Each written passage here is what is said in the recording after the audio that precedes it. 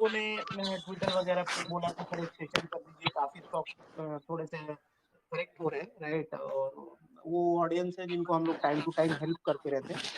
तो मैंने सोचा कि बेहतर रहेगा कि ट्वीट करने से अच्छा है कि मैं एक बारी, बिकॉज ट्वीट में इतनी सारी बातें आ नहीं सकती, बिकॉज ऐसा कुछ एक लाइन का आंसर नहीं है इस मार्केट का कि अभी चलेगा या घटेगा। तो एक बार कॉन्टेक्स्ट समझना जरूरी है और पूरा डेटा पॉइंट समझना जरूरी है, और accordingly then you can take a call. So एक इम्पॉर्टेंट पहले मार्केट की बात करेंगे, थोड़ा लॉन्ग टर्म व्यू, फिर शॉर्ट टर्म व्यू, फिर अदानी की बात करेंगे, लॉन्ग टर्म शॉर्ट टर्म।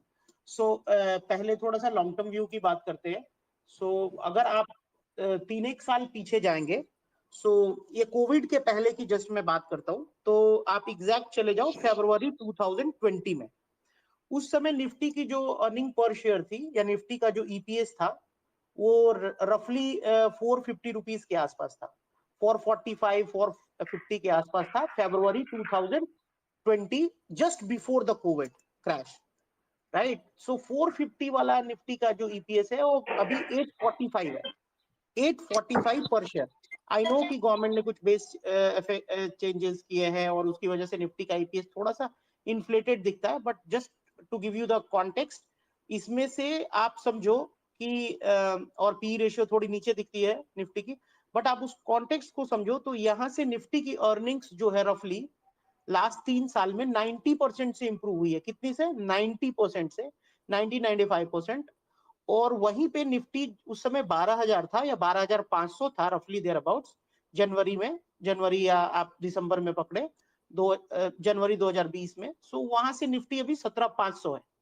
सो अगर आप उसको देखें तो कितना चला है निफ्टी? 5,500 पॉइंट्स चला है, डिवाइडेड बाय 12,000, सो रफली 42-43% या 45% की रैली आई है।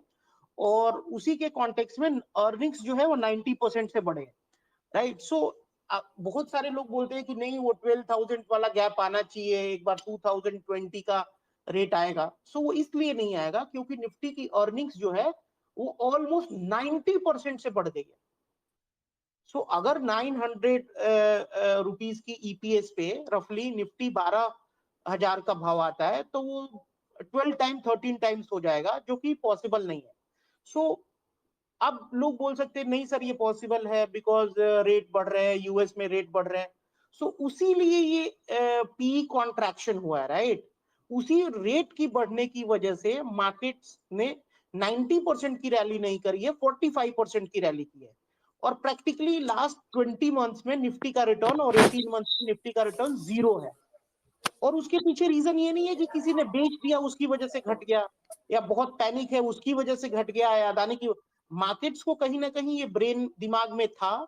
ये मैंने आप लोगों को 2021 में ही बताया था कि टाइम करेक्शन आने वाला है, आप लोग रेडी रहें। और हो सकता है 15-18 महीने में निफ्टी बिल्कुल साइडवेज हो जाए। ये शायद मैंने आप लोगों को बहुत ओपनली बोला था, जब एकदम बुल रन चल रहा था, एकदम पागलों वाला रन चल रहा था, सब कुछ जो लो वो ऊपर जाता था, राइट। तो उस समय मैंने काफी डिटेल में डाला था, और अभी भी मैंने बोला था कि ये भी अभी टाइम करेक्शन ही रहेगा। और मैंने बोला था मार्च के बाद शायद एक बुल रन स्टार्ट हो। So to cut the long story short, market ने कहीं ना कहीं ये फेड वाली जो हाइक है या इंटरेस्ट रेट साइकिल की वजह से जहां पे थोड़ी बहुत अर्निंग्स कम आएगी, उनको भी कहीं ना कहीं डाइजेस्ट कर लिया है। सो बहुत बड़ा यूएस में रेट बढ़ेगा तो बहुत बड़ा निफ्टी में क्रैश आ जाएगा, ऐसा मुझे दिखता नहीं है। प्रैक्टिकली निफ्टी को 80-90% से ऊपर जाना चाहिए था, अगर आप अर्निंग्स टू अर्निंग्स को मैच करो। ठीक है, 60-65% तो जाना चाहिए था, वो सिर्फ 45% से। तो वो जो 20% का जो प्राइसिंग हुआ है वो इस वजह से हुआ है कि यूएस में रेट तेजी से बढ़े हैं पिछले कुछ क्वार्टर्स में। तो उसकी वजह से ग्लोबल जो सप्लाई है पैसे का, ग्लोबल मनी सप्लाई जो है वो थोड़ा रिड्यूस हुआ है। लोगों की रिस्क एपेटाइट नीचे गई है क्योंकि बॉन्ड्स में उनको अच्छे रिटर्न मिल रहे हैं। अब अगर वो इन्वेस्ट करते बॉन्ड्स में तो रिस्क फ्री रिटर्न्स मिल रहे हैं कई जगह डेट इंस्ट्रूमेंट में। तो वहां पे पैसा इक्विटी की जगह वहां मूव हो रहा है। जो लॉन्ग टर्म इन्वेस्टर्स हैं जिनको 3-4-5% में चलता है, वो वहां पे मूव हो रहे हैं। उसकी वजह से फ्रेश पैसा स्टॉक मार्केट में नहीं आ रहा, और उसकी वजह से राइज जो है वो थोड़ी सी रुकी हुई है ग्लोबली ऑल्सो। ठीक है, यूरोप के मार्केट्स काफी ओवरसोल्ड है तो वहां पे थोड़ा राइज आया है। बट आप यूएस भी देखेंगे तो पिछले 2 साल से यूएस की market time correction plus price correction में चल रही है। पिछले 2 साल से यूएस की मार्केट में S&P में देखेंगे, डाउ में देखेंगे या नैस्डैक में देखेंगे या रसल 2000 जो उनका एक मिड कैप स्मॉल कैप का इंडेक्स है, वहां पे जीरो रिटर्न है, राइट। सो ऐसा नहीं है कि इंडिया आइसोलेशन में अंडर परफॉर्म कर रहा है। इंडिया पिछले 2-3 महीने 2 महीने से because of this Adani issue थोड़ा अंडर परफॉर्म कर रहा है। सो ऐसा कुछ भी नहीं हुआ है जिससे आप लोगों को बहुत ज्यादा परेशान होने की जरूरत है। उसके अलावा मैं बताऊं, ये ना हर 5 सालों में 2-3 साल टाइम करेक्शन होता है, 1.5 साल बुल मार्केट होता है और 8 से 10 महीने बियर मार्केट होता है। ये आप मेंटली प्रिपेयर्ड रख के चलो। 5 साल के साइकिल में लगभग 18 मंथ्स बुल मार्केट होता है, 27 मंथ्स आप पकड़ो, 30 मंथ्स रफली या 32 मंथ्स आप रफली पकड़ो साइडवेज मार्केट होता है, और 8 to 10 मंथ्स बियर मार्केट होता है। 60 मंथ्स को आप ऐसे एड अप करोगे तो 60 मंथ्स होते हैं 5 इयर्स में, तो ऐसा ही होता है। तो आप देख लो अपना रफली जो है मार्केट साइडवेज है 20 मंथ्स है। और बहुत कुछ बुरा हुआ, एब्सोल्युटली कुछ बुरा हुआ तो 6-7 महीने की साइडवेज मार्केट है, बियर मार्केट नहीं है, बियर मार्केट नहीं है, ठीक है। तो ये बहुत क्लियर एक शब्द में वर्ड है, बियर मार्केट नहीं है। बियर्स भी बेच बेच कर थक गए हैं, वो लोग भी 15,000 पे बेच रहे थे, 16 पे भी बेचा, 16.5 पे बेचा, 18,800 हो गया, वहां काटा, 18,000 पे काटा, कहाँ काटा पता नहीं, अभी 17,400 500 हुआ है, तो उनका थोड़ा सा मोटिवेशन हाई है कि यार अब मार्केट नीचे आना चालू हुआ। बट प्रैक्टिकली आप देखोगे तो ना बुल को पैसा बना है ना बेयर को पैसा बना है, मार्केट स्टैंड स्टिल वहीं पे है घूम फिर के, राइट। और ये साइडवेज मार्केट का नेचर होता है, वो लगेगा कि बियर मार्केट हो रहा है और आपको लगेगा वो सब बेच देना चाहिए, देन सडनली आपको लगेगा वो तो बहुत बड़ा वाला बुल मार्केट है, जैसे 18,800 पे लगा था जब मैंने आपको बोला था please go slow, please go slow, stop FNO, stop FNO. So उस समय आपको लगेगा ओहो क्या बोल रहे हैं, इतना डर के थोड़ी मार्केट में काम होता है। अभी आपको लगेगा कितना अच्छा बोल रहे थे, अगर मान लिया होता तो बहुत लोगों ने ट्विटर पे ओपनली एक्सेप्ट किया कि आपने मना किया था, अगर मान लेते तो बहुत पैसा बच जाता था। तो साइडवेज मार्केट का ट्रेड करने का एक ही तरीका है, जब पैनिक हो, फियर हो तो लो, आपको बाई करना है और बिना नॉइज के बाई कर, किसी को नहीं सुनना है, आपको बाई करना है जो स्टॉक आपको पसंद है। और जब सब लोग बोले ले लो ब्रेकआउट हो गया, ब्रेकआउट हो, तो थोड़ा थोड़ा देते रहना। तो थोड़ा थोड़ा जो ब्रेकआउट ट्रेडर्स हैं उनको आपको लिक्विडिटी सप्लाई करनी है और अपनी वापस थोड़ा सा कैश लेवल बढ़ाना है। जैसे मार्केट में सब देने की बात करें आपको निकलना है। तो एक मैंने आपको लॉन्ग टर्म निफ्टी का डेटा पॉइंट दिया कि निफ्टी की अर्निंग्स डबल हो गई हैं, उसकी वजह से निफ्टी 40% नहीं गिर सकता, चाहे कोई कितनी भी बड़ी मंदी का सौदा दिखा ले, चाहे अदानी ग्रुप यहाँ से जीरो भी हो जाएगा तो निफ्टी 12,000 नहीं आने वाली है, ठीक है। तो ये एक बहुत क्लियर कट कॉन्सेप्ट है। दूसरी बात, अब मैं थोड़ा सा अदानी की बात करता हूँ, तो अदानी में देखो क्या हुआ, एक एसेट सेल्स होने वाली को अभी थोड़ी डिले हो गई है और उसकी वजह से उस ग्रुप में सेलिंग है और आप अवॉइड भी करें। आप लोगों को मैंने अंबुजा दिलाया था और अदानी पोर्ट दिलाया था और दोनों में परफेक्ट एग्जिट दिया था। 05 या 604 पे अदानी पोर्ट में एग्जिट दिया था, 596 पे वो दोबारा भाव नहीं आया, और अंबुजा मैंने 406 पे आपको एग्जिट दिया था, ओपनली ट्विटर पे एग्जिट दिया था और वो दोबारा भाव नहीं आया। अभी आपको उसमें कुछ नहीं करना, जब तक ये दोनों लेवल अंबुजा 406 यानी 406 के ऊपर नहीं जाता तब तक मैं इंटरेस्टेड पार्टी नहीं हूँ। जब तक अदानी पोर्ट 596 के ऊपर नहीं जाता मैं इंटरेस्टेड पार्टी नहीं हूँ। I am more than happy to buy little higher than at discount prices, so I am not gonna buy these even two company. और कल अदानी में एक इवेंट है, वो आपको ध्यान में रखना है। कल अदानी में 800 करोड़ की एक छोटी सी सेलिंग मार्केट में, नवीन को बोल रहा हूँ म्यूट करना पड़ेगा, ठीक है। तो इम्पोर्टेंट क्या रहेगा कि 800 करोड़ की सेलिंग एक है कल, सो मोटा माटी 80 लाख शेयर बिकने को आ सकते हैं रीबैलेंसिंग की वजह से।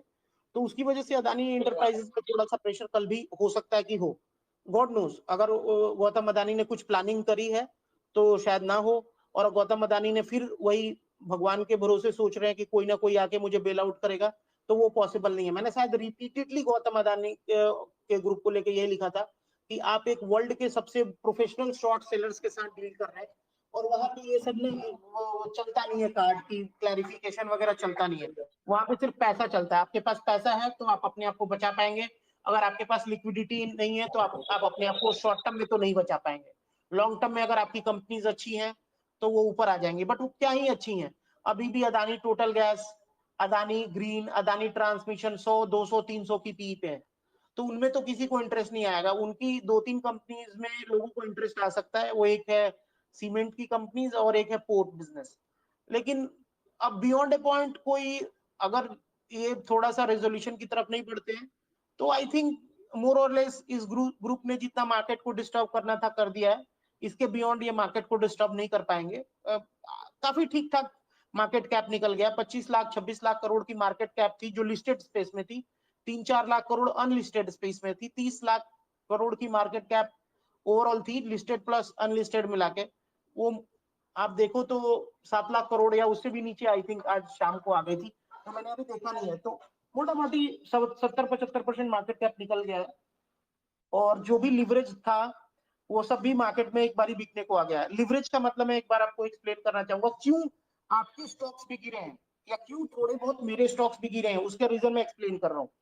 सो लेट्स अज्यूम कि मेरे पास 10 स्टॉक्स का पोर्टफोलियो है और उसमें मेरे पास आईआरबी इंफ्रा है, उसमें मेरे पास एचडीएफसी बैंक है, उसमें आईसीआईसीआई बैंक है, उसमें आईडीएफसी फर्स्ट बैंक है मान लो, और इन्फोसिस है, टीसीएस है, लेट्स से, एंड दो तीन अदानी ग्रुप के स्टॉक्स हैं लाइक अदानी ट्रांसमिशन और लेट्स से अदानी ग्रीन, जो कि हाइपोथेटिकल है, वो कभी हो भी नहीं सकते थे ना, मैंने कभी लाइफ में लिया है, तो वो हो ही नहीं सकते थे, बट ये हाइपोथेटिकल एग्जांपल दे रहा हूं। अब प्रॉब्लम क्या है कि पिछले 20 दिनों से ये दोनों स्टॉक्स नहीं बिक पा रहे। Bye sir. और ब्रोकर जो है, ब्रोकर जो है वो मुझसे मार्जिन फंडिंग के पैसे मांग रहा है, क्योंकि मैंने वो ब्रोकर से मार्जिन में शेयर्स लिए थे या बैंक से मार्जिन प्लेज करके पैसे लिए थे और उसके अगेंस्ट में ये शेयर्स खरीदे थे। अब या तो मुझे ये शेयर्स बेचने हैं या तो मेरा आईसीआईसीआई बैंक बिकेगा, बिकॉज ये तो बिक नहीं रहे। तो अब क्या होगा कि जो दूसरे स्टॉक्स जो मेरे आईआरबी इंफ्रा है या टीडब्ल्यूएल है या रेलटेल है, उनमें सेलिंग आएगी बिकॉज ये बिक नहीं रहे। और उसकी वजह से बॉम्बे में जो जितने बड़े जो आप कह लो कि इन्वेस्टर्स हैं, उनके पास कहीं ना कहीं कुछ बड़े इन्वेस्टर्स के पास अदानी के कुछ शेयर्स थे, ठीक है, खासतौर पे थोड़े गुजराती कम्युनिटी के पास थे। एकदम मैं उसको कम्युनिटी को टारगेट करने के लिए नहीं बोल रहा हूँ, बिकॉज उनको लगता था कि गौतम अदानी उनका आदमी है, या जैसे भी रहता है कि वो एक एफिनिटी हो ही जाती है कि नॉर्थ इंडियन वाले, नॉर्थ इंडिया के कोई प्रमोटर रहेंगे उनको थोड़ा सा सपोर्ट कर देते। तो गुजराती कम्युनिटी वाले कुछ जो ऑपरेटर्स थे या बड़े प्लेयर्स थे, उन्होंने थोड़ा सा गौतम अदानी को मदद करने के सेंस में उनके शेयर्स लिए हुए थे। उनके शेयर्स, एकदम प्रैक्टिकल बता रहा हूं मैं, कोई इधर कुछ पॉलिटिकली करेक्ट होने की कोशिश नहीं कर रहा हूं। तो उनके शेयर्स बेचारों के, और वो काफी ठीक ठाक नाम है मार्केट में, तो उनके शेयर्स मार्केट में बिकने को आ गए, और उनके पास जो मेरे पास था वो भी उनके पास था। तो मेरी कोई को मतलब आप सबकी बात कर रहा हूं मैं, तो आपकी कोई गलती नहीं थी, बट आपके शेयर गिर गए। आपने अदानी के शेयर्स नहीं भी लिए तो भी आपका पोर्टफोलियो गिर गया, बिकॉज एक बड़े ऑपरेटर के पास वो सारे शेयर्स थे जो आपके पास थे, और वो सारे शेयर बिकने को आ गए क्योंकि वो बैंक को टाइम पे पैसा नहीं चुका पाया। Similarly with Gautam Adani also, उन्होंने कहीं जो भी मार्जिन फंडिंग में थोड़ा बहुत शेयर्स ले रखे होंगे, वो मार्केट में बिकने को आ गए, और उसकी वजह से आपने देखा कि स्मॉल कैप मिड कैप में ठीक ठाक करेक्शन आया। अब आगे क्या हो सकता है मार्केट में? सो आगे मार्केट में ये हो सकता है कि मुझे लगता है कि मार्जिन सेलिंग से रिलेटेड जो भी इश्यूज थे वो कल के बाद ऑलमोस्ट खत्म हो जाएंगे। कल एक लास्ट दिन होगा जिसमें जो भी एक्शन होना होगा वो हो जाएगा, और उसके बाद मार्केट अपने हिसाब से चलेगा धीरे धीरे। इनफैक्ट मार्केट ऑलमोस्ट अगर आप कहेंगे तो अदानी ग्रुप को धीरे धीरे भूलने लगा है। आज आपने बैंक निफ्टी में देखा 400 पॉइंट की अपमूव थी। अदरवाइज अदानी के ग्रुप के शेयर्स लोअर सर्किट होते हैं तो बैंक नहीं चलते हैं। आज मैंने सारे बैंक्स खरीदे हैं, मॉर्निंग में जो भी मेरे सब्सक्राइबर थे उनको बोला है, और बैंक निफ्टी में हमारी थोड़ी बहुत बुलिश पोजीशन भी थी, एक बहुत छोटी पोजीशन थी, कोई बहुत बड़ी पोजीशन नहीं है। एफएनओ अवॉइड कर रहे हैं फॉर द टाइमिंग जब तक मार्केट ईएमए 63 के नीचे है। लेकिन अच्छा लगा मुझे कि आज बैंकों ने अच्छा रिस्पॉन्स किया, तो एक थोड़ा सा आप एक शॉर्ट टर्म में एक होप लेके चल सकते हो। तो ये शॉर्ट टर्म में व्यू मेरा ये है कि मार्केट मोर और less close to the bottom है। 100-200 पॉइंट कोई टाइम करने का नहीं है, वो भी मैं टाइम कर दूंगा, लेकिन मैं चाह नहीं रहा हूं, बिकॉज आप एज ए अभी थोड़ा सा इन्वेस्टिंग का ही माइंडसेट रखें। जब मुझे लगेगा कि ट्रेडिंग में मुझे आपको हेल्प करनी है तो मैं कर दूंगा, ओपनली आके बोल दूंगा कि यहाँ से ले लो, चल जाएगा। बट अभी मेरे को ऐसा करने का नहीं लग रहा है, मैं थोड़ा सा इन्वेस्टिंग के साइड में देख रहा हूँ, जब तक निफ्टी ईएमए 63, ईएमए 21 और ईएमए 10 के नीचे है। सो शॉर्ट टर्म में थोड़ा सा आप एफएनओ को थोड़ा अभी कॉशियस ही रखें, और डिलीवरी में जितना आपको लगता है कि आपका एपेटाइट है, साल भर 6 महीने आप संभाल सकते हैं, तो आप डिलीवरी में जरूर बाइंग करके चलें। और मुझे लगता है कि ग्लोबली ना चीजें उतनी खराब नहीं है। आप यूरोप में देखें, तो चीजें ना धीरे धीरे सेटल हो रही है। तो यूरोप की इंडाइसेस 52 वीक हाई पे कुछ आ रहे हैं, यूरोप की इकोनॉमी थोड़ी सी रिकवर कर रही है। तो जो इंडियन कंपनीज जो यूरोप में डील करती हैं, लाइक जो जिनका यूरोप में सिग्निफिकेंट एक्सपोजर है, लाइक योर टाटा मोटर और टाटा स्टील और भी मेटल कंपनीज, या एक आध आईटी कंपनीज जिनका काफी यूरोप में ठीक ठाक एक्सपोजर है, तो उनकी अर्निंग्स उतनी खराब नहीं आएंगी।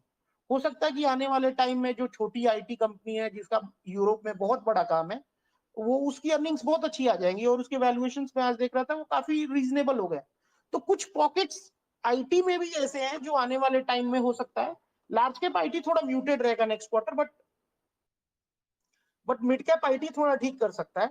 प्लस लास्ट क्वार्टर में बैंकिंग ने रफली 18% की अर्निंग ग्रोथ रिपोर्ट करी थी कंसोलिडेटेड बेसिस पे, और स्टॉक प्राइसेस लास्ट क्वार्टर से नीचे हैं, यानी वैल्यूएशन ओवरऑल देखें तो बैंकिंग में काफी रीजनेबल है। एचडीएफसी बैंक 1 टाइम पेग पे अवेलेबल है, प्राइस टू बुक मतलब आप समझो कि हिस्टोरिकल लेवल्स के आसपास चल रहे हैं। Similar with ICICI bank, less than 1 peg. Kotak भी रिलेटिवली अब थोड़ा सा सस्ता लगने लगा है, क्योंकि पिछले कुछ क्वार्टर्स में अर्निंग्स आई हैं और स्टॉक प्राइस मूव नहीं करा है, तो एक्सेस भी ठीक लगने लगा है। तो बैंक अच्छे लग रहे हैं, और जब बैंक निफ्टी लंबा नहीं घटेगा तो वो निफ्टी कैसे लंबा घट जाएगा। सो बैंक्स ठीक लग रहे हैं, और बैंक्स का वेटेज रफली निफ्टी में 30-35% है। सो वो एक पॉकेट स्ट्रॉन्ग लग रहा है। जो दो कंपनी जिनका यूरोप में काफी सिग्निफिकेंट एक्सपोजर है, यूरोप की इकोनॉमी से उनकी अर्निंग्स कहीं ना कहीं लिंक्ड होती है, बिकॉज करेंसी का भी एक एंगल होता है। तो उसमें टाटा मोटर और टाटा स्टील, दो टाटा स्टील अभी थोड़ा गिर रहा है बिकॉज डॉलर इंडेक्स थोड़ा ऊपर है, बट इनकी अर्निंग्स उतनी गंदी नहीं आने वाली है। टाटा मोटर्स तो पिछले क्वार्टर में प्रॉफिटेबल हो गया था, तो टाटा मोटर इटसेल्फ निफ्टी की अर्निंग्स को काफी 5-7% से ऊपर नीचे कर सकता है, अगर उसकी प्रॉफिट मतलब वही 3-4 हजार करोड़ के रेंज में आने लगे तो वहां पे वॉच आउट करिए कि ये कुछ पॉकेट्स थोड़े ठीक कर सकते हैं। ऑटो के नंबर्स उतने खराब नहीं आएंगे जो मुझे लग रहा है आने वाले टाइम में। तो जब अर्निंग्स खराब नहीं आएंगे तो आप निफ्टी 12,000 बोल लो, आप 10,000 बोल लो, 20,000 बोल लो, उससे कुछ फर्क नहीं पड़ना है। सो आप कुछ भी बोल सकते हो, क्योंकि आपका इंडिया में फ्रीडम ऑफ स्पीच है। बट प्रैक्टिकली अगर अर्निंग्स खराब नहीं आएंगी, तो अगर किसी भी रीजन से, XYZ रीजन से, अगर कोई भाव एक कुछ दिनों के लिए नीचे भी चले गए, तो वो सस्टेन नहीं करेंगे। What is the meaning of sustainability? So आपने देखा होगा कि निफ्टी 12,000 की 7,500 हो गई, लेकिन वो कितने दिन थी? वो कितने दिन थी? कुछ हफ्ते भी नहीं थी, राइट? और आपने देखा कितनी बड़ी रिकवरी आई। तो किसी भी रीजन से, XYZ रीजन से कोई रेट छप सकता है, कोई पैनिक में किसी की डेथ हो गई, कोई पॉलिटिकल वॉर छिड़ गया, कोई रेट छप सकता है, बट क्या वो रेट हमेशा के लिए वही रह जाएगा? The answer is no. So आपको ग्रेजुअली खरीदना है, और ये होप से खरीदना है कि हम वर्ल्ड में सब कुछ में कुछ भी नॉर्मल नहीं होगा, तो फिर ठीक है, आप बैंक में पैसा रख सकते हो। बैंक भी फिर बैंकरप्ट हो सकते हैं, तो उसमें भी कोई बड़ी बात नहीं। बैंक भी पास्ट में बैंकरप्ट हुए हैं, राइट? सो आप अपने हिसाब से देखो, अपना एसेट एलोकेशन रिव्यू करो, और आपको लगता है कि इंडिया में है अपॉर्चुनिटी, कंपनीज अच्छा कर सकती हैं, तो आप ग्रेजुअली इन्वेस्ट करो। आप बहुत ज्यादा नॉइज के चक्कर में मत आओ कि ये कोई कुछ बोल रहा है, कोई कुछ बोल रहा है। प्रैक्टिकली मैंने देखा है, मैं बहुत जिम्मेदारी के साथ ये बात बोल रहा हूँ आपको, कि बहुत सारे लोग तो ये भी नहीं देखते कि यार निफ्टी का ईपीएस क्या है। एक ट्रेंड लाइन ड्रॉ करेंगे, एक इधर से डाउनवर्ड स्लोपिंग चैनल ड्रॉ करेंगे, फिबोनाची लगा देंगे और बोल देंगे हाँ निफ्टी का टारगेट 14,000। सो अगर उन लोगों को इतना ही आता था, तो वो ये नंबर नहीं पुट करते थे। अगर अगर इसके पीछे रीजन बता रहा हूं, अगर कोई भी जो आदमी जिसका सब्सटैंशियल वेल्थ है, जिसने स्टॉक मार्केट में, मैं कह रहा हूं 10 करोड़ रुपया भी कमाया है, वो निफ्टी का फोरकास्ट 14,000 नहीं दे सकता। और वो दे रहा है तो उसका कुछ ठीक है, मैं उसका भी एक ये है कि कुछ लोग दे सकते हैं, क्योंकि हो सकता है कि उनका बायस इस गवर्नमेंट के खिलाफ इतना अगेंस्ट हो, वो चाहते कुछ भी हो जाए, मेरा नुकसान हो जाए, मेरा सब कुछ जीरो हो जाए, लेकिन ये गवर्नमेंट को कुछ ना कुछ थोड़ा सा खराब लगना चाहिए, कुछ बुरा होना चाहिए। अगर उस तरह की बायसनेस है तो फिर देखो वो आदमी बोल सकता है। लेकिन क्या आपको ऐसी बायसनेस है? मेरे को ऐसी कोई बायसनेस नहीं है ना, मेरे को इस गवर्नमेंट से कुछ बहुत अच्छा लगता है ना बहुत बुरा लगता है। सारी पॉलिटिकल पार्टीज मोर और लेस 19-20 करके सब सेम ही होती है। ठीक है, आपको ये देखना है कि यार मैं जिस कंपनी में पैसा लगा रहा हूं वो कंपनियां इतनी तो पॉलिटिकल सेंसिटिव तो नहीं है ना कि एक पॉलिटिकल पार्टी के आने और जाने से 50-100% निकल जाए। उनमें मत पैसा डालो आप, बस इतना ही करो आप, and you will be fine. मैंने इससे बुरा टाइम 2008 में देखा है, जब स्टॉक 70% गिर गए थे तो भी मार्केट वापस आए थे।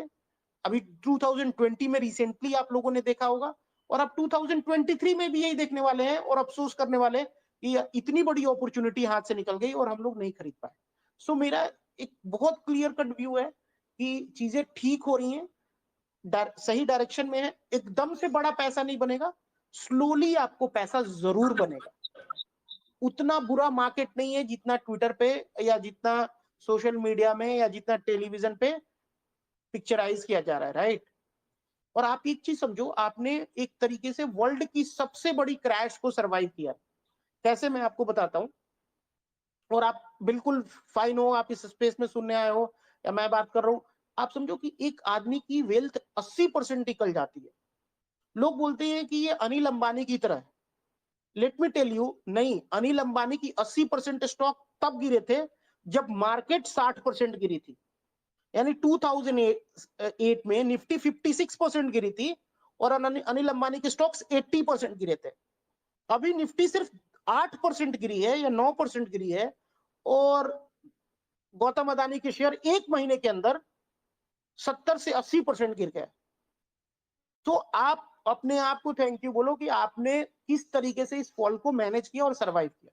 और अगर आपने मेरी बात सुनी है तो 18,800 पे मैंने बोला था कि जेएफएम यानी जनवरी फरवरी मार्च में 8 to 11% का करेक्शन आएगा। तो कहां अभी उससे ज्यादा आया है? अभी निफ्टी 8.5% ही डाउन है, राइट। सो आपको ये पीरियोडिक करेक्शंस आते रहेंगे, आप इसको कुछ भी करके निगोशिएट नहीं कर सकते, आप इसको कुछ भी करके डिनाई नहीं कर सकते, ये आपके पार्ट ऑफ लाइफ है। अगर आपको स्टॉक मार्केट में वेल्थ बनाना है तो करेक्शन झेलनी ही पड़ेगी, उसके अलावा कुछ नहीं है। Correction is the part of life, वो होगा ही होगा, part of process. Weak hand को निकालेगा, स्ट्रॉन्ग हैंड के पास दोबारा माल आएगा, फिर स्टॉक चलेगा। तो ये आप ध्यान में रख लो। उसके अलावा मैं अगर मैं बात करूं टेक्निकल फ्रंट्स पे, तो ये फंडामेंटल के साइड में हो गया। यूरोप ठीक इंप्रूव हो रहा है, निफ्टी की अर्निंग्स अगले साल 12 से 14% बढ़ने की उम्मीद है। यानी अभी जो ये ईपीएस 850 रुपए वाला है, ये 950-960 के रेंज में चला जाएगा। और अगर उस रेंज में जाता है, फिर भी आप 12,000 की वेट करते रहते हो या 15,000 की, तो आप ठीक है, वो आपका राइट है, वो आप कर सकते हो, उसमें कोई प्रॉब्लम नहीं है। अब मैं बात करूं डेली चार्ट्स की, तो डेफिनेटली ये मैं अब थोड़ा शॉर्ट टर्म की बात कर रहा हूं। तो Nifty, bank Nifty, EMA, specially मैं अभी बात कर रहा हूं निफ्टी की, तो Nifty clearly EMA 200, EMA 63, EMA 21 और ईएमए 10 के नीचे, क्लियरली नीचे है, कोई इसमें पूछने वाली बात नहीं है। बैंक निफ्टी ने आज ईएमए 200 के ऊपर क्लोजिंग दी है, which is a good news, right. So पहला गुड न्यूज बैंक निफ्टी के साइड से आया है। शॉर्ट टर्म ट्रेंड अभी भी नेगेटिव है। शॉर्ट टर्म ट्रेंड कब पॉजिटिव होगा निफ्टी का, वो मैं आपको बोल देता हूं। First sign of short-term trend reversal will come when Nifty will close above 17,650. 17,650. Before that, you are in a short-term downtrend, right? So you have to avoid FNO positions. हम लोग FNO positions कब लेंगे? जब Nifty 17,650 के थोड़ा ऊपर आएगी, उसके ऊपर बंद होगी, तो हम 1-2-5 लॉट, 10 लॉट, अगर कोई 10 करोड़ का अकाउंट है तो 20 लॉट, 25 लॉट में पोजीशन बनाना चालू करेंगे। और कब फुल फ्लेज एफएनओ की ट्रेडिंग करेंगे, 100% कैपिटल डिप्लॉय करेंगे, जब निफ्टी 17,900 के ऊपर बंद हो जाएगी। उसके पहले एफएनओ में बहुत छोटे और क्वांटिटी में काम करना है और संभाल के काम। Short term view mainly FNO traders के लिए होता है, तो मैं उन्हीं के लिए बात कर रहा हूं। और इवन अगर आप कैश स्टॉक की ट्रेडिंग करते हो तो 17,650 में आप शॉर्ट टर्म ट्रेडिंग करते हो तो आप 50% कैपिटल डिप्लॉय कर सकते हो, और 100% कैपिटल या थोड़ा बहुत मार्जिन भी यूज कब कर सकते हो, जब निफ्टी 17,900 के ऊपर ट्रेड करने लगे या एडवांस डिक्लाइन रेशियो थोड़े से इंप्रूव होने लगे, तो वहां पे आप कर सकते हो। या डॉलर इंडेक्स 105 वाला 103 ढाई के आजू बाजू आने लगे, या एक आध यूएस के इन्फ्लेशन का डेटा जो ड्यू है नेक्स्ट मार्च सेकेंड वीक में, अगर वहां पे प्रिंट थोड़ा नीचे आता है, थोड़ा लोअर साइड में आता है, तो फिर आप इंक्रीमेंटल एक्सपोजर बढ़ा सकते हो। सो ओवरऑल मुझे ये लगता है कि शॉर्ट टर्म ट्रेडर्स अभी भी थोड़ा सा एफएनओ वाले खासतौर पे थोड़ा सा स्लो चल सकते हैं, थोड़ा रुक रुक के काम कर सकते हैं। कोशिश करें कि इंट्राडे में पोजीशन बराबर करके जाए और बड़ी पोजीशन 17,650 के ऊपर ले। जो मैं कर रहा हूं वही मैं आपको बता रहा हूं। तो एफएनओ में अभी भी मेरी कोई बहुत बड़ी एक्सपोजर इवन पर्सनली नहीं है। मैं कुछ भी ले सकता हूँ, कितनी भी बड़ी क्वांटिटी ले सकता हूँ, बट बहुत निग्लेजिबल पोजीशन है। बट आज मैंने बहुत बड़ी बाइंग कैश में करी है, राइट। सो कैश में बहुत बड़ी बाइंग चालू है। जैसे जैसे पैसा मेरे पास आ रहा है, जैसे जैसे मेरे पास फ्लोज आ रहा है, मैं बाई कर रहा हूँ। और एफएनओ अभी कोशिश कर रहा हूँ कि थोड़ा सा और सेलिंग हो जाए और थोड़ा और शॉर्ट पोजीशन बन जाए, थोड़ा प्राइस पॉजिटिव ट्रैक्शन दिखाने लगे, then we will enter the FNO also. अब मैं बात करूं कि यार एफआईज क्यों इतना बेच रहे हैं। सो एफआईज ने देखो पिछले, आप देखो तो 1.5 साल से वो बेच रहे हैं, उनके लिए कुछ नया नहीं है। और आपने अगर देखा हो तो एफआईज ने रफली 2.5 लाख करोड़ के आसपास पिछले, आप समझो कि एफआईज ने 2021 में भी रफली 60,000 करोड़ का बेचा था, 60,000 करोड़ का। मैं बात कर रहा हूँ SEBI cash market data segments की, जो सेबी की तरफ से नंबर आता है, मैं प्रोविजनल डेटा की बात नहीं कर रहा हूँ। सो वहां पे 55,000 करोड़ का रफली बेचा था 2021 में। 2022 में 1.5 लाख करोड़ का बेचा था, और 2023 में अब तक वो 30,000 करोड़ का बेच चुके हैं। सो रफली $4 बिलियन। सो ये इन लोगों ने कैश मार्केट्स में, अगर मैं बात करूं, सो सेकेंडरी मार्केट में कुल 2.3 करोड़ की 2.3 लाख करोड़ की सेलिंग करी है। 2,30,000 करोड़ की सेलिंग एफआईज ने करी है। और इनकी एवरेज सेलिंग का रेट जो है, बिकॉज इनके पास मेनली निफ्टी के ही स्टॉक्स होते हैं, बैंक्स होते हैं, HDFC bank, ICICI bank, axis bank, इनके पास भर भर के होते हैं, इन्फोसिस, टीसीएस भर भर के होते हैं। तो आप देखेंगे तो इनकी एवरेज सेलिंग रेट अगर आप पकड़े, अगर एफआईज को एक एंटिटी मान ले, जो कि पॉसिबल नहीं है, हर एफआई अलग है, हर एफआई की पोजीशन अलग है, बट आप इनको एक कंसोलिडेटेड ब्रैकेट में कंसोलिडेट करके देखें तो most of the Nifty stocks जो है इनके सेल प्राइस के ऊपर है, या जो इन्होंने 1.5-2 साल में बेचा है उस प्राइस से निफ्टी के स्टॉक नीचे नहीं है, राइट। चाहे वो आप एचडीएफसी बैंक की बात करें, अगर उन्होंने 1300-1400 में 1450 में बेचा है, तो अभी एचडीएफसी बैंक कुछ दिन पहले 1700 तक जाके आया था, 1650-1700 तक। तो ये एचडीएफसी बैंक का ऑल टाइम हाई है, यानी HDFC bank all time high से सिर्फ 5% दूर है। आईसीआईसीआई बैंक अपने ऑल टाइम हाई से आई थिंक 8-9-10% दूर है। सो रफली अगर आप देखेंगे तो आईसीआईसीआई बैंक 600 वाला 950 तक हुआ था और 850 है। तो एफआईज ने इस सेलिंग में कोई बहुत बड़ा पैसा नहीं कमाया। एफआईज को थोड़ा सा करेंसी के फ्रंट पे फायदा हुआ है। एफआईज ने जब बेचना चालू किया था तो इंडिया की करेंसी कोई 76 के आजू बाजू थी, 75-76 के आसपास, वो अभी 82 के आसपास। तो करेंसी में उन लोगों को 6-7% का फायदा हुआ, बट ठीक है, उतना चलता है। और स्टॉक्स में जो भाव से बेचा है, अगर उतनी ही बाइंग वो वापस करने आ जाएंगे, अगर 2.5 लाख करोड़ की उनको वापस माल लेना पड़ गया बिकॉज यूएस अच्छा करने लगा या ग्लोबल इकोनॉमी, तो निफ्टी का भाव 20,000 हो जाएगा। सो मेरा केस यही है कि जून के बाद एफआईज लौटेंगे, और जब उनको वापस 2.5 लाख करोड़ की बाइंग इंडियन मार्केट से करनी पड़ेगी, तो मुझे पूरी उम्मीद है कि अगर एलआईसी उनके साथ कोऑपरेट नहीं करता है, एलआईसी बैंक्स को नहीं बेचता है, या एलआईसी आईटी, क्योंकि एलआईसी से बड़ा माल किसी के पास नहीं है, प्रमोटर और उसके बाद एलआईसी सबसे बड़ा होल्डर है निफ्टी के स्टॉक्स में। तो प्रमोटर के बाद अगर एलआईसी अगर बैंक्स को नहीं सेल करता है, प्रॉफिट बुक नहीं करता है, तो मेरे को कोई सरप्राइज नहीं होगा कि बैंक निफ्टी का भाव 50,000 हो जाएगा ये ईयर एंड में। सो मेरे को कोई सरप्राइज नहीं होगा, यहाँ से स्टॉक 30-30% हो जाएंगे। तो एफआईज को ओवरऑल इस सेलिंग से कोई फायदा नहीं होगा। उन्होंने क्यों बेचा वो मैं बता रहा हूँ। एफआईज इसलिए नहीं बेच रहे कि उनको इंडिया बहुत बुरा लग रहा है ऐसा कुछ, उन्होंने इसलिए बेचा कि इंडिया का वेट उनके ओवरऑल पोर्टफोलियो में काफी बढ़ गया था। बिकॉज पिछले 2 साल में इंडिया ने काफी आउट परफॉर्म किया था और इंडिया में उनको काफी बड़ा पैसा बना था, तो उसकी वजह से उन्होंने थोड़ा सा ट्रिम किया और जहां पे काफी वैल्यूएशन सस्ते हो गए थे जैसे चाइनीज मार्केट और दूसरी मार्केट्स में, वहां पे उन्होंने थोड़ा थोड़ा रीएलोकेट किया है, वहां पे वो अंडरवेट हो गए थे चाइनीज मार्केट में, तो उन्होंने रीएलोकेट किया, तो उसके लिए हम लोगों को बहुत ज्यादा परेशान होने की जरूरत नहीं है। एफआई देर से देर देखो 1000 करोड़ बेच रहे हैं, जो कि आपके डोमेस्टिक में अभी थोड़े फ्लोज स्लोज है, लोगों को पैसा बना नहीं है, तो एसआईपी की भी फ्लोज जो है वो थोड़े नरम हो रहे हैं, बट मुझे नहीं लगता कि इतना कुछ बहुत, कि ठीक है कुछ लोग अभी मार्केट से आउट होंगे तो कुछ नए भी आ जाते हैं। मैं 18 साल से मार्केट में देख रहा हूँ, 18 साल में मैंने कितने फेसेस बदलते हुए देखे हैं। बहुत कम ट्रेडर होंगे जो 2008 में मेरे साथ ट्रेड कर रहे थे इन्वेस्टर, वो आज भी मार्केट में है, राइट। सो मार्केट में लोग चेंज होते रहते हैं, कोई कोई जॉब में वापस चला जाएगा, कोई नया बिजनेस चालू कर लेगा, नए सेट ऑफ ब्लड्स आ जाएंगे, नए सेट ऑफ इन्वेस्टर्स आ जाएंगे, market will move on. Market का यही रूल है, वो market will move on. Market किसी के जाने या आने से रुकता या चलता नहीं है, मार्केट की अपनी चाल है, मार्केट अपने हिसाब से चलेगा, फंडामेंटल्स इंटैक्ट है, अर्निंग्स इंटैक्ट है, मार्केट चलेगा, किसी के कहने से मार्केट नहीं गिरने वाला। सो ये ठीक है, ये शॉर्ट टर्म में जॉर्ज सोरोस का इशू हुआ है, ठीक है, वो इंटरेस्टेड पार्टी है, इंडिया को शॉर्ट करना चाहते हैं, मोदी जी को सत्ता से बाहर करना चाहते हैं, वो सब ठीक है, वो सब चलेगा। वो उन्होंने 2000 ऐसा नहीं है कि वो पहले उन्होंने कोशिश नहीं करी है, वो 2014-15 से ही कोशिश कर रहे हैं, राइट। 2019 में वो नहीं कामयाब हो पाए, या वो 2024 में हो पाएंगे? अगर वो हो भी गए और निफ्टी की अर्निंग्स 1000 रुपए की हो जाती है इलेक्शन वाले ईयर में, तो आपको क्या लगता है निफ्टी की पी 17-18 तो होगी ना, चाहे वो मोदी जी सत्ता में हो चाहे नहीं हो, तो 18,000 की निफ्टी तो रहेगी ना। वो जॉर्ज सोरोस के आने से और उसके आने से कुछ फर्क नहीं पड़ता, right.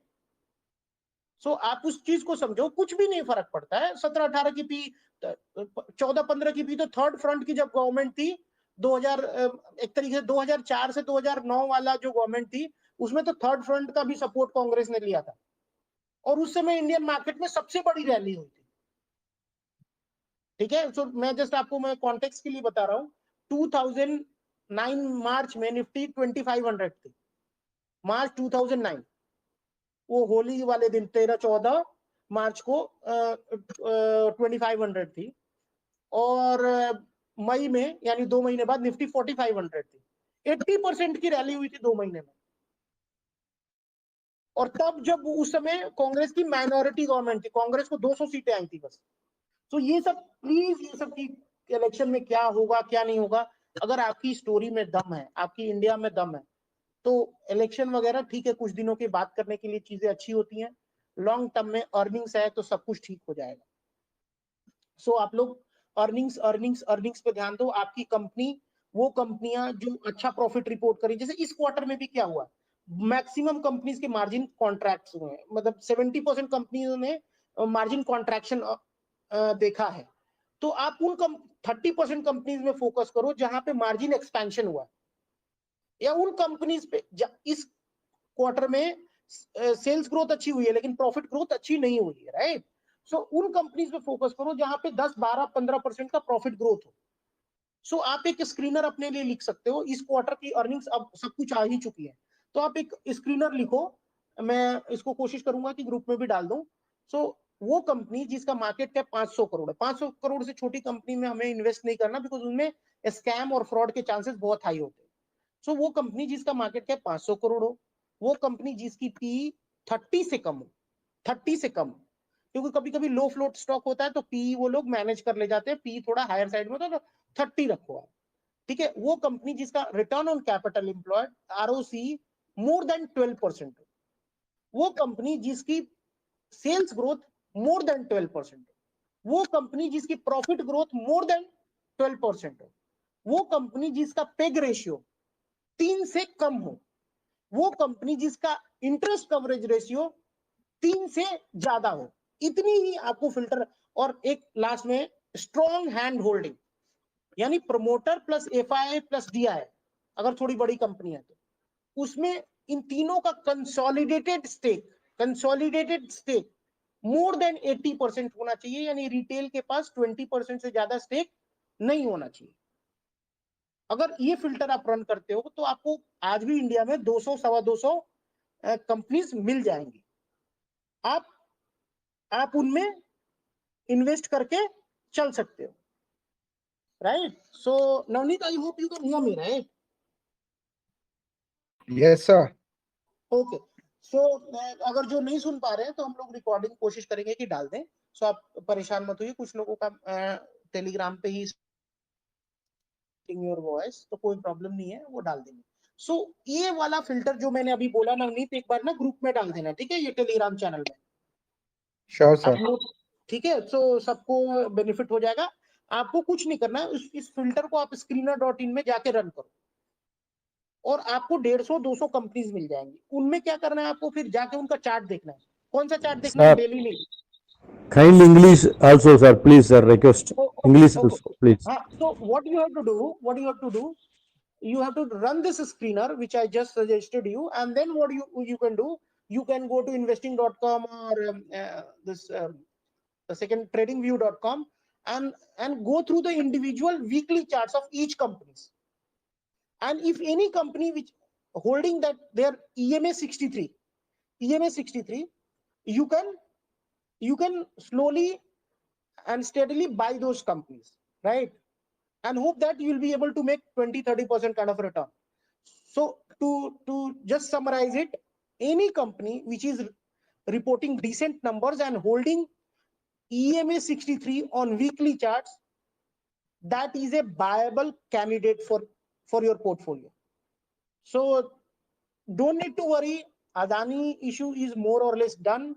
Whether the Adani Group stocks are going to zero or going to another 1000% up, I don't wanna comment on that. But I still feel Adani got some assets like Ambuja, ACC, and Adani Ports. Still, if he wants to sell, he will get easily 1.5-2 lakh crore rupees only for these three assets, right? For these two cement companies and port, easily he will get 2 lakh crore, and by doing that he will be able to pay all his debts. But I don't know what is his plan, and I don't want to comment on it. But Indian banks are absolutely safe. Other companies are absolutely safe. Your stocks are going down only and only because of the excessive margin selling, plus that 31st March financial year closure. And because of that, a lot of banks are asking people to square off their LAS book. So loan against shares books, they are asking big HNI clients to square off once and start fresh after 1st April, right? So that is also the case, and because of that, some of the small cap and mid caps are going down. So what market can do to you? Market can present you excellent opportunity for next 15-20 days in mid cap and small caps. So you buy in staggered manner, keep adding it, review your asset allocation, and hopefully after April, I'm absolutely sure that you may see a very good rally in the market. So this is my limited view. Now, Navneet, we have 20 minutes to take the Q&A. किसी का कुछ query है तो ले सकते हैं. Okay, sir.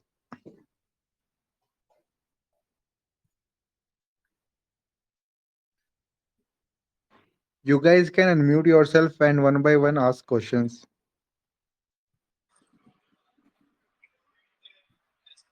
Navneet, उसमें उन्हें स्पीकर के लिए बोलना पड़ेगा कि वो शायद वो स्पीकर रिक्वेस्ट करके ना वो रेज हैंड करेंगे, उसके बाद वो बोल सकते हैं शायद. Okay. Neel, you want to speak? Please go ahead, आप बोलिए. येलो कर दो। हाँ 250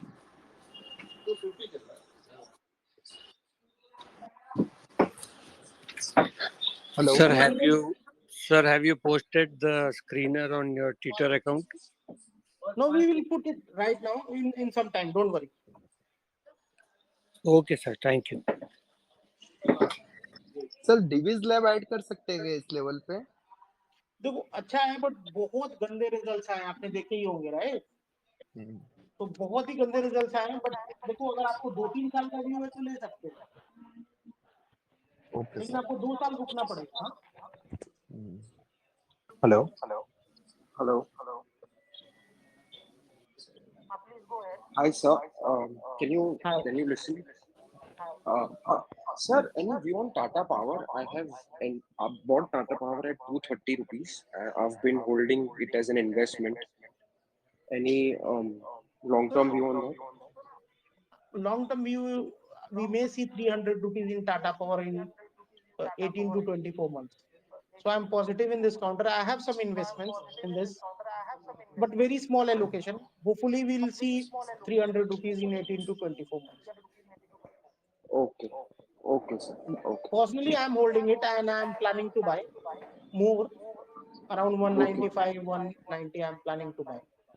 But right now, my main concentration is towards the banks rather than these side, counters. So Yes, sir. Also, sir, I had a query on banks because I've been holding three very good PSU banks: Bank of Baroda, Canara Bank, and SBI. Sir, they mhm. have given out wonderful results, and I am still like on a personal level, I am very bullish on those banks, regardless of any other fiasco that is happening in the country. Sir, what is your take on those banks? So today we bought some PSU's bank as well, right?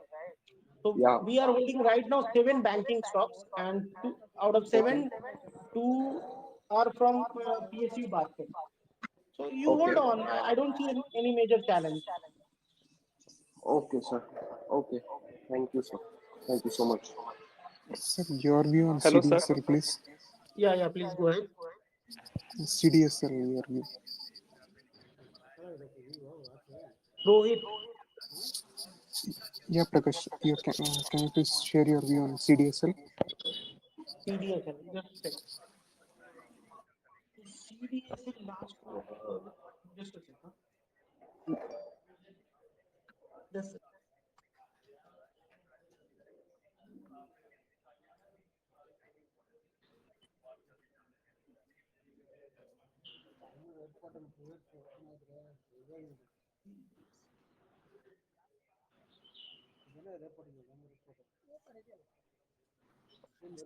CDSL right now is in stage four.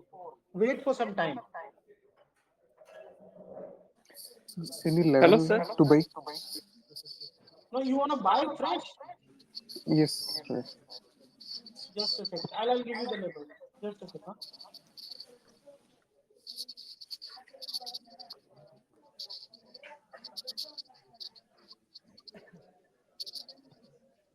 Just a second.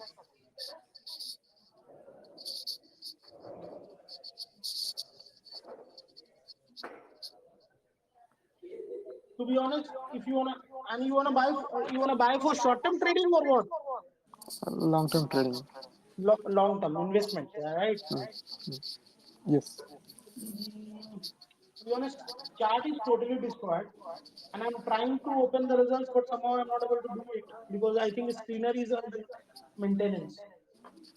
You just wait for 1 2 days and ask on Twitter. I'll try to reply.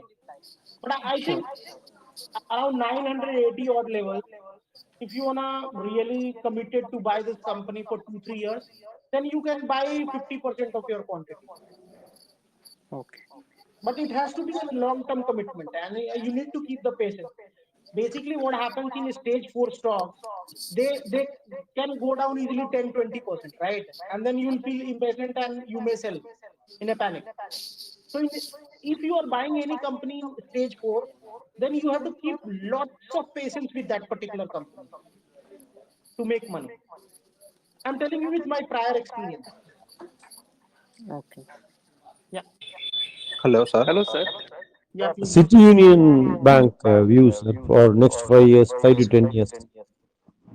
Not talk about the 5 to 10 years, but next 2 3 quarters will be good, and you may make 15 20% in COB. Last quarter numbers were really bad, and but next 2 3 quarters will be good as per my limited understanding of that particular bank. So you may make 15 20% kind of return in 3 4 quarters, 2 to 4 quarters.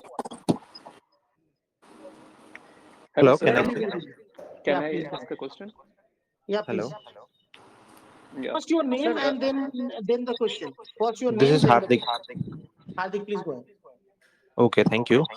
Sir, basically my question is overall portfolio having good blue chips or say large caps, Mhm. what which are now heavily corrected. Few are still below our cost price. No doubt, we don't have any concern that it will not give any return in future. But Mhm. what do you suggest? Say, for example, LIC, Reliance. For Reliance, we have buying around 2500, 2400, and the stocks goes up to 2600, again came down, as you know. So can we shall we wait here, or we can add here a few to average and bring the cost price below for LIC, Reliance, and other things, if you can please specify. So the problem with Reliance is their retail business is doing badly, right? And I have spoken about it on Twitter a few months ago, right? If you can go and check out my tweet, that will be great. So at that point of time, Reliance was trading at 2650, 2600. And after that, Reliance has corrected some $300.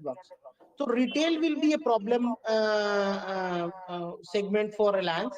Telecom will continue to do okay, and oil and gas will do the heavy lifting going forward. But the problem with the oil and gas business is you cannot get a great PE multiple. Yeah. And globally, if you want to see, all the retail stocks have corrected heavily, like Target. True. In India, your DMart has also corrected heavily, right? Yeah. The main driver for PE, main driver for price to earning multiples for the Reliance was Reliance Retail. And that business is not performing well. So that is the problem with Reliance. And because of that, Reliance may remain sideways. Okay. So that is on the Reliance. Second one is with LIC. To be honest, government has clearly killed this sector, right? And this sector is gone for almost 1 year, right? Minimum 1 year. They can change these policies and all these things. LIC is, LIC is facing, two different problems. One is the government policy, and second is their Adani issue, right? Yeah, true. So when Adani is going down, LIC, is going down. Exactly. It's a similar pattern, right? Yeah. After some time, it may stop falling and it may not go down. But this is the two distinct problem LIC is facing. So you have to live by that. You have to go through this correction. But in Reliance, you keep your expectation little in check. You may make 10-15% kind of return, but you cannot get 30-40% kind of return from Reliance going forward. Okay. So do you suggest that we shall book profit if main driver for PE expansion is right now in question? Yeah, please. Yeah. One question will be great. And then because we have to give opportunity to other people as well, you can tag me on Twitter or Plutus Advisor handle. I'll reply to rest of your queries. Yeah, please. Thank you. Yeah, all right. Hello, sir. Thank you. This is Shiv here. Can I ask a question? Yeah, please, Shiv, go ahead. Sir, this is in general market direction. You rightly pointed that the earnings of the Nifty has increased by 90%, but the market has not given so much rally.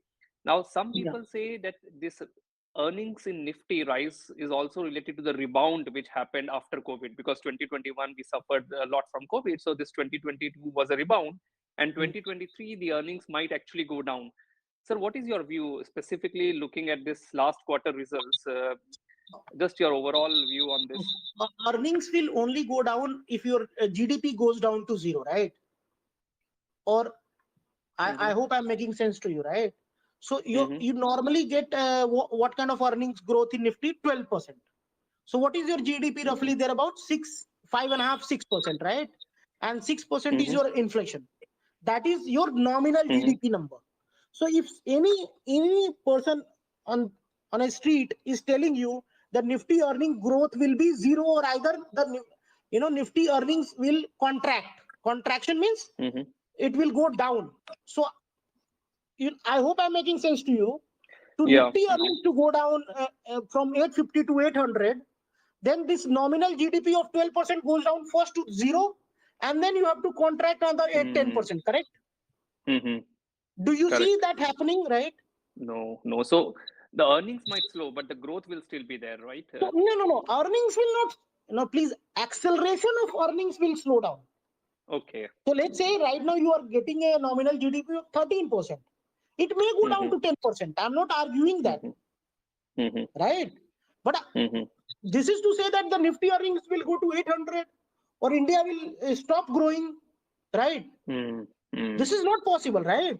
And please understand why this growth scare is hitting you, right? Because the Fed is hiking and RBI is also hiking. But please understand, your entrepreneurs are more equipped to handle higher interest rate as compared to the Western countries. Let me remind you, in 2000, we were having the inflation of 11%. Go and check it out, right? Don't believe me, go and check it out. 11% inflation in India in 2011. Right? Right now, what is your inflation number? It is around 6.5, right? Let's say 6%, actual number is even 8, 9, right? It's still below 2011, right? And in that period also, you corrected only 15-20% on the Nifty. So let me tell you, the 2011 range for the Nifty, if I can recall it correctly, it went up to some 6,050, 60, and it came down to 5,000 or 4,800. So the range was for 20%, right? 1,200 points range for the entire year in 2011, when the India inflation numbers were at 11%. So you have to see the context, you have to see the things in context, right? अभी क्या होता है ना कि Twitter पे देखो क्या है, इंडिया में फ्रीडम ऑफ स्पीच है, किसी के पास कोई डेटा नहीं है, कुछ भी बोल के चला जाएगा ना, आप थोड़ी पूछने वाले हो, आपको लगेगा ये बहुत बड़ा ज्ञानी आदमी है, वो कुछ बहुत बड़ा मूर्ख ही होगा जो ये सब बातें करेगा कि कंट्री को, मतलब कंट्री को, मैं मान सकता हूँ निफ्टी की 10 कंपनियां लॉस रिपोर्ट कर सकती है, मैं बिल्कुल मान सकता हूँ, क्या निफ्टी की सारी कंपनियां लॉस रिपोर्ट करने लगेंगी? यहाँ अब वो कोई ऐसा बाबा है जो नया बायोलॉजिकल क्राइसिस प्रिडिक्ट कर रहा है जिसमें सारी कंपनियां बंद हो जाएंगी और सारी कंपनियों में ताले लग जाएंगे, तो फिर तो ये डिस्कशन हम लोग जो कर रहे हैं वो तो वेस्ट ऑफ टाइम है ना। हाँ, तो please next query please. So I hope ये आप लोगों को समझ में आया, ये नॉमिनल जीडीपी बाय डिफॉल्ट है, कोई इसको कुछ भी करके रोक नहीं सकता, ये वाटर की तरह है, वो अपना रास्ता बना लेगा। अगर एक कंपनी कोई निफ्टी में नीचे, अदानी इंटरप्राइजेस नीचे जा रहा है या अदानी ग्रुप नीचे जा रहा है, तो उसके इनडायरेक्ट बेनिफिशियरी ढूंढो, जिसको अदानी ग्रुप थ्रेटन कर रहा था कि वो बिजनेस से आउट हो जाएंगे, वो सीमेंट कंपनियां ढूंढो, वो जो सोलर का प्रोजेक्ट करने वाली कंपनियां ढूंढो जो अदानी के डूबने से फायदे में होंगी। तो ये बड़ा सिंपल सा गेम है, अदानी के डूबने से मार्केट नहीं डूबेगा, कुछ जो लोग जो निग्लेक्टेड थे, जिनका कुछ भी फ्यूचर आपको नजर नहीं आ रहा था, शायद उनका फ्यूचर बन जाए। I hope I am making sense to all of you. Yes, sir. हाँ हाँ सर, हाँ Sir, this is Gopal Krishna. speaking. Gopal, This is Gopal Krishna. first you go ahead and then Praful. Sir, when you talked about the CDSL, you told about the stage 4. How do you find out that stage 4, 3, 2, something like that, sir? So this is the part of study we do at Plus, which is called stage analysis, right? So any company which is below EMA 200, right, on daily chart, and the sequence is EMA 10 is less than EMA 21, EMA 21 is less than EMA 63, and EMA 200, then we classically and breaking the previous bottoms, two consecutive bottoms on even a daily time frame and weekly time frame, then we define that company as a stage 4 candidate. And this CDSL is in stage 4 from 1170 rupees. So after that it has fallen some 200 bucks. So you have, if you want to understand the stage analysis, which is a very good study, you have to go and Google about Stan Weinstein, and I will share the link of that book as well. Right? Okay, you sir. can go Thanks. and purchase from Amazon and learn about it. So Thanks, great. I cannot talk about that study in next 10-15 minutes because itself will be like a 6 to 8 hours webinar on that, right? So Okay, sir. yeah. Okay. Thanks. Thanks a lot. Can I speak? Stage analysis, you Google it out, stage analysis, you'll get everything about Stan Weinstein. Yeah, SD, please go ahead. Hello. Yeah, Sir, this is Prafulla, sir. you go ahead, then SD. Yeah. Sir, first of all, thank you for live streaming. Sir, my question is about BSE for long term. What is your view? No, again, stage 4 candidate avoid. We advise everybody to get out when it hits some 2800, 10 paid up. If I recall correctly on Twitter, I think I have recommended BSE at 500, 10 paid up. It went up 600% or 500% in no time, and we advised everybody to book out at 2800. Right now, I have zero interest in that company. Okay, thank you. You still consider it, but buy gradually, because this company is in stage 4. It may test your patience. You have to keep this in mind. Okay, yes, sir. Hello. Yeah, please go ahead. Yes, sir. Yes, sir. This is Sanjay. Can Yeah, you Sanjay please ji, tell please. me regarding Rain Industries, sir? What is the problem with that company? Again, the commodity and trader favorite, right? And it got introduced in FNO on a very bad time, right? When euphoria was there. Again, a stage 4 candidate, but you may get a bounce of 10%.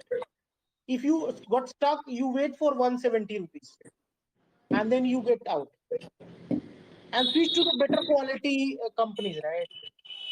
You Okay. run that screener which I just told you and try to find good companies Okay, sir. Thank you. and switch this Rain to something good, right? Okay. Yeah, please. Hello, sir. Thank you. Yeah. Sir, can I? Hello. Ravi, Yes, sir. yeah, please, Ravi, go ahead. Yeah. So I have a question on Tata Teleservice, sir. Tata TTML, no Teleservice. view, Yeah, TTML. no view. We No view. don't have any coverage. Oh, thank you, sir. Can I speak, sir? Yeah, please go ahead. Hi. Hi. Please go ahead. So, sir, I was asking. Hello. Yeah, please go ahead. Sir, can we book the profit if we have any existing position in PNB in this short-term rally and enter again in Tata Steel for a portfolio buying? If you can share some view.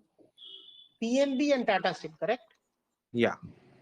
So PNB can go up to 60 rupees from here on. So this is the first target I am keeping in mind. And for Tata Steel, you may get 94, 95. So you can wait for these two levels, right? So if PNB goes to, let's say, 58 even, and you get Tata Steel at 95, and depending on your risk profile, you can then decide. Okay. Any time frame, sir, for PNB? 3 months, 20% rally. Okay. Great, sir. Thank you. Yeah. Hi, sir. Can I ask? Hi. Chandra, please go ahead.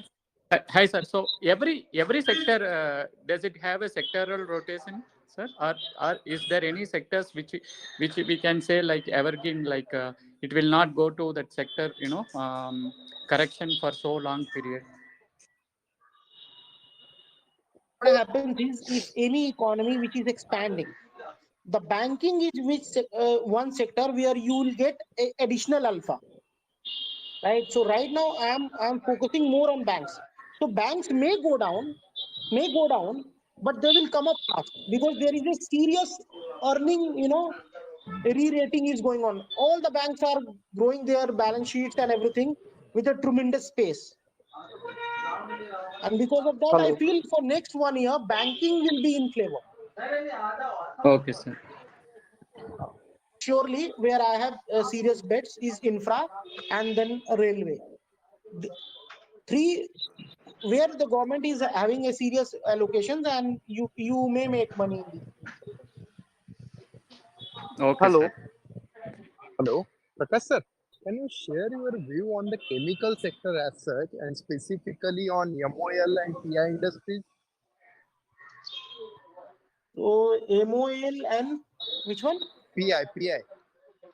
PI is little expensive. MOL, again, management, you must have heard the issue related to the management. But if you are fine with it, go and study about the management. If you are comfortable with that, the valuations are not bad. You may try 1-2% kind of allocation, but the management they issue had, is I there. think this quarter bad and next quarter might be. Then valuation wise, it looks quite attractive.